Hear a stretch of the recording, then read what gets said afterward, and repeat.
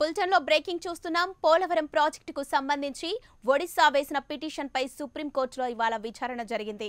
ప్రాజెక్టుకు సరైన అనుమతులు లేవని, స్టాప్ వర్క్ ఆర్డర్ ని పదే పదే ఉల్లంఘించారని ఒడిశా ప్రభుత్వం వాదించింది.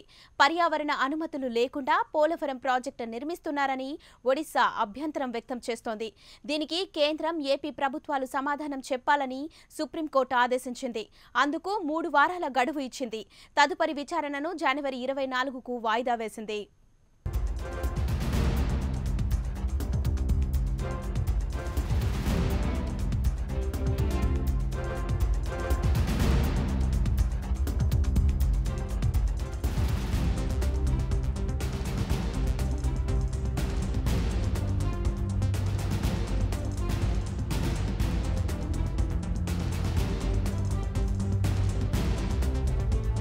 బులెటిన్ లో బ్రేకింగ్ చూస్తున్నాం. పోలవరం ప్రాజెక్టుకు సంబంధించి ఒడిశా వేసిన పిటిషన్ పై సుప్రీంకోర్టులో ఇవాళ విచారణ జరిగింది.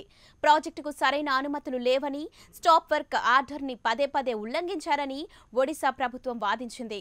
పర్యావరణ అనుమతులు లేకుండా పోలవరం ప్రాజెక్టు నిర్మిస్తున్నారని ఒడిశా అభ్యంతరం వ్యక్తం చేస్తోంది.